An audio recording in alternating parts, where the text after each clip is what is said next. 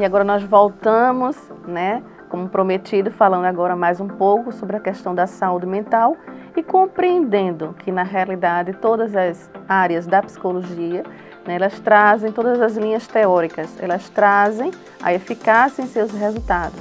Umas vão um pouco mais rápida, outras mais, processo um pouco mais demorado, também depende de cada paciente, da sua mente, do seu processo de envolvimento. E aí, retomando, vamos falando, né, dando continuidade, falando agora sobre a saúde mental e a espiritualidade. Reginete, você tem algo, né, alguns trabalhos científicos nesse segmento, como é que você vê essa questão, né, da saúde mental e a espiritualidade? Esse é um tema assim, extremamente importante você falar, não é?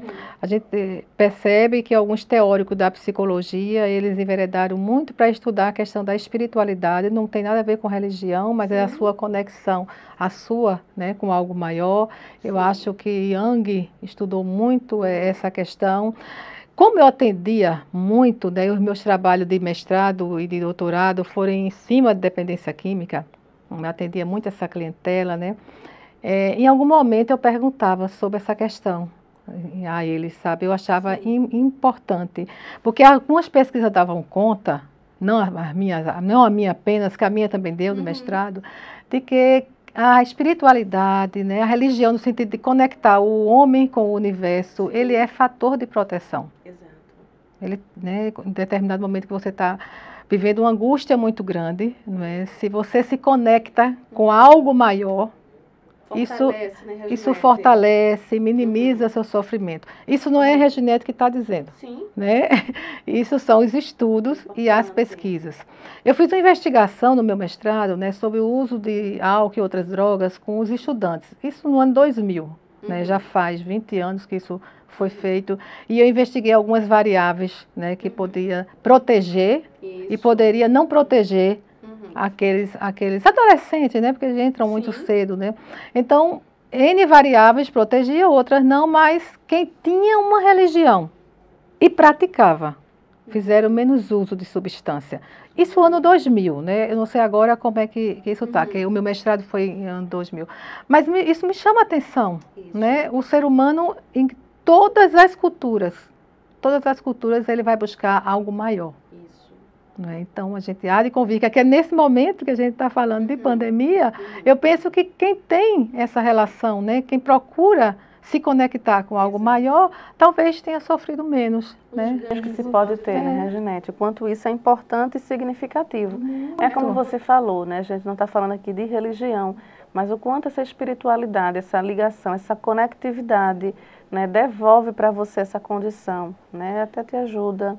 Tem uma teórica, acho que é uma psicóloga americana, não estou me recordando o nome dela, né, que ela trabalha muito sobre a questão do autocuidado, né, que esse é o momento da gente trabalhar o autocuidado, porque a gente só pode cuidar do outro se a gente estiver bem. Não é à toa que quando você está no avião, o que a aeromoça fala para você, né? Qualquer dificuldade, na máscara cai, coloque primeiro em você, depois a pessoa ao lado. Fazendo uma relação, para você cuidar do outro, você tem que cuidar bem, primeiramente de você, né? Então, nesse momento, a gente está falando muito em autocuidado. E essa teórica, eu acho que é psicóloga, né, americana, que agora eu não recordo o nome dela, que ela está estudando muito o autocuidado, ela fala de um autocuidado transcendental, que é você entrar em contato, se conectar com algo maior. Isso traz como autocuidado, olha. Assim como o autocuidado físico, né? Cuidar do corpo, cuidar do alimento, né? O autocuidado emocional, você buscar ter bons pensamentos, né? Desenvolver a bondade, não é? Então, a gratidão. E aí ela vai falar desse autocuidado transcendental. Eu achei extremamente importante para o momento de hoje. Né? Então, o autocuidado, né, eu gostaria de deixar essa deixa para as mulheres, que a gente está falando para as mulheres, que ela realmente fique atenta a essa questão, como elas estão se cuidando. Né? Como é que eu estou me cuidando? Como é que eu vou querer cuidar do outro se eu não estou me cuidando? Né? Então, como é que vai a minha alimentação, como é que vai o meu exercício físico, como é que vai meus pensamentos, como é que vai as minhas relações se conectar, né, com pessoas que possam, né, melhorar você, né, se afastar de pessoas que possam ser nocivas a você. Eu digo para você uma coisa bem interessante, filme, eu não assisto nem filme que traga coisas negativas. Eu não assisto. Isso é um autocuidado, né? Aí, eu vou ver filme que eu saia daquilo ali, sabe, muito mais feliz, eu saia alegre, eu saia com nível de aprendizagem, né? Não criticando quem vê o outro. Eu acho que é uma questão de escolha. Exato. Para mim, o meu autocuidado, né? Eu realmente presto atenção nos livros que eu leio. Isso. Eu vou buscar livros que realmente possam me deixar uma pessoa melhor, né? Filme também, conectar também com pessoas. Estou falando de autocuidado, né? Exato. Que isso leva à saúde mental. Exato. Né? Isso leva à saúde mental. Ciência, ela fala um pouquinho dessa epigenética. Sim. Né? E até recomenda que, no mínimo, você deva procurar 5 pessoas que estejam com essa estima mais elevada e que, inclusive, você seja uma dessas 5. Olha que maravilha! Então, como a gente tem essa condição, enquanto seres humanos, né, de se reinventar essa neuroplasticidade do cérebro, o quanto devolve essa condição, né, tranquila, para que a gente possa se reinventar, ressignificar, utilizar, como você mesmo sugeriu, né? Eu procuro não fazer, né, visualizar filmes que não agreguem para mim valores, né, com relação à minha estima, ao meu bem-estar, à minha regulação emocional. Então, a opção que a gente faz, e a gente pode ver os resultados positivos em função disso tudo. E aproveitando, né, essas tuas pesquisas científicas, né, teve uma que você realizou, dentre as que você já desenvolveu em parceria, né, com os 2 professores da Universidade Rural de Pernambuco, né, você concluiu dizendo que fatores que levam os jovens, né, a ingressar no mundo das drogas. E aí que você disse que, dentre outros, né, fatores, tem a questão justamente da ausência da religião, tá? E que traz essa pesquisa constatando, né, mais no número de homens. Quer dizer, acontece isso mais no sexo masculino do que no feminino, né? Como é que você vê essa questão das drogas lícitas e ilícitas? Já havia naquele, porque assim, a epidemiologia vai sempre mudando, né? Como eu terminei o doutorado em 2012, faz 8 anos já, né? Mas é uma proporção maior, né, dos homens, né? Me parece que havia uma proporção de 3 para 1, não sei agora, né? Porque estamos falando de uma década para trás, né? Mas que naquele momento, a gente tinha uma proporção de 3 para 1, como em ansiedade mesmo. Em ansiedade a gente tem uma proporção maior em mulheres. Mulheres são mais ansiosas do que os homens. A epidemiologia vai dizer isso. E a gente não tem uma explicação. Eu mesmo não tenho. Eu posso estar pensando, eu posso inferir.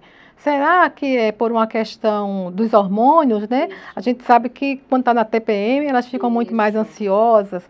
Eu digo que são 3 momentos para você olhar, né, a sua saúde mental bem direitinho. Na adolescência, relacionando com os hormônios, né?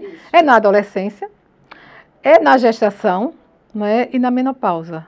Então, esses 3 momentos que os hormônios estão, né, a mil, então são momentos realmente que a gente vai ficar muito mais ansiosa. Então, eu estou fazendo uma inferência, que as mulheres serem mais ansiosas que os homens, possa ser, essa é uma inferência relacionada a isso.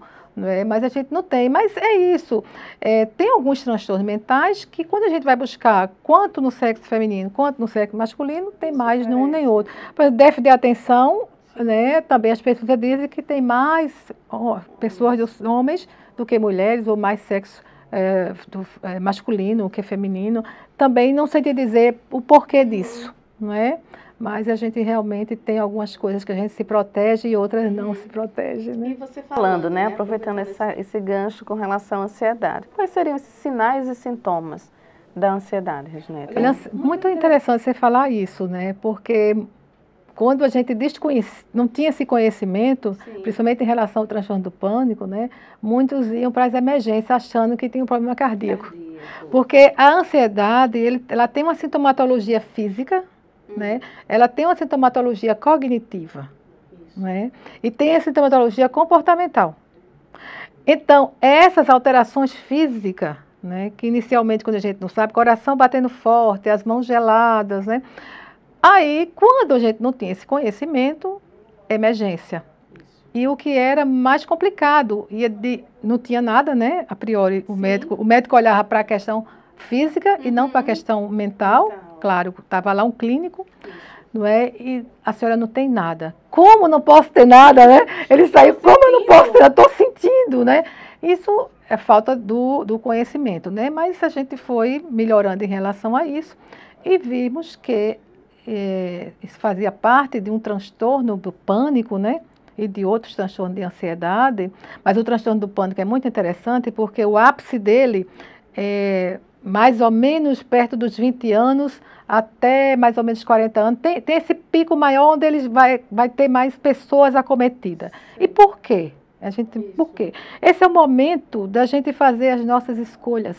Escolha da profissão, escolha do companheiro, né? Vai para o mercado de trabalho, as cobranças. Então, esse é o momento, mais ou menos 20 anos, mais ou menos 40 e poucos anos, onde essa ansiedade em relação a esse diagnóstico de transtorno do pânico, ele está mais. Isso não quer dizer que adolescente não tenha, não estou dizendo isso, nem que idoso não tenha, né? Mas este momento, que é o momento de mais busca, né? Entrada no mercado de trabalho, estão mais acometidas. Mas a ansiedade é um item de sobrevivência, né? Todos nós ficamos ansiosos. A gente está falando aqui de uma ansiedade que possa paralisar a gente, né? Que possa fazer com que a gente saia dos projetos que a gente esteja fazendo, né? Pessoas que ficam tão ansiosas que não conseguem sair de casa, não conseguem trabalhar. Então, é dessa ansiedade que a gente está falando, né? Mas aquela ansiedade que a gente para no sinal vermelho e fica olhando de um lado, fica olhando do outro, aquela ansiedade, ela não é patológica, é uma ansiedade que nos protege, né?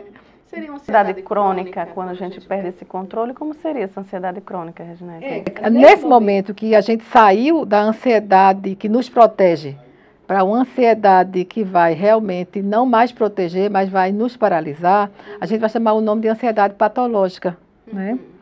Eu acho que a cronicidade, ela acontece quando você não consegue manejar isso, né? Quando isso foge do controle, quando você não consegue se dar conta de que você precisa procurar um profissional, né? Procurar um profissional de psicologia, a psiquiatria. Então, isso pode realmente ficar crônico, né? E haver um prejuízo maior. Mas eu acho importante esses programas como esse, né? Porque, de repente, uma palavra dessa toca alguém. Esclarecedor, né? Então, esse momento que a gente está falando aqui de ansiedade, eu acho muito esclarecedor, porque, estou com uma dor aqui no peito, né? Aquela dor no peito, o médico disse que eu não tinha nada, uma falta de ar, não é? Aí, será que não é ansiedade, né? Então, temos que cuidar dessa ansiedade quando ela sai dos níveis esperados, né? Temos que cuidar. Essa é a fobia, Reginete? A fobia, na verdade, está lá dentro dos transtornos de ansiedade, não é? É um medo exagerado. Né? É um medo exagerado, que pode, geralmente a fobia é específica, né? É uma ansiedade de qual você... Porque, na verdade, o tema ansiedade é um tema vago. Muitas vezes a gente não sabe de quê, por quê que está ansioso, né? Já na fobia você já sabe, né? Fobia de subir elevador, fobia de barata. Isso. Então, é um medo exagerado, onde diminui a sua... Foge do controle. Mas está no item de ansiedade, viu? São pessoas ansiosas que têm fobia, né? Isso aí seria um dos fatores que contribuem para as pessoas terem uma dificuldade em se relacionar, no caso, uma ansiedade dificulta um pouco essas relações. Sim, a gente vai aí já falar de ansiedade social. O ansioso social, ou ansiosa social, que acontece muito na adolescência, né? Ela tem medo de ser julgada negativamente. E aí é um paradoxo, né?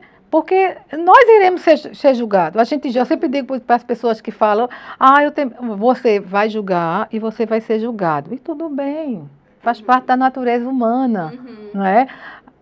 Não podemos fugir disso. Não é? Então, essas pessoas que têm medo de se expor, geralmente é o medo de ser julgada. Né? O medo de ser julgada. Aí a ansiedade aumenta. Né? Tem pessoas que realmente não conseguem. A adolescência é um momento que está muito em alta. Né?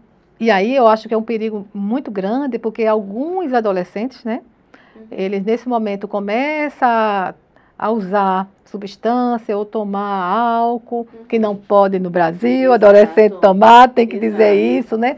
Mas às vezes a ansiedade está tão alta que eles irão, vão tomar, né, vão se apropriar disso. Mas, novamente dizendo, no Brasil, a lei brasileira só pode usar álcool maiores de 18 anos. Okay? Não podemos esquecer de informar isso. Vamos aguardando mais um pouquinho, já já voltamos com mais novidades para vocês.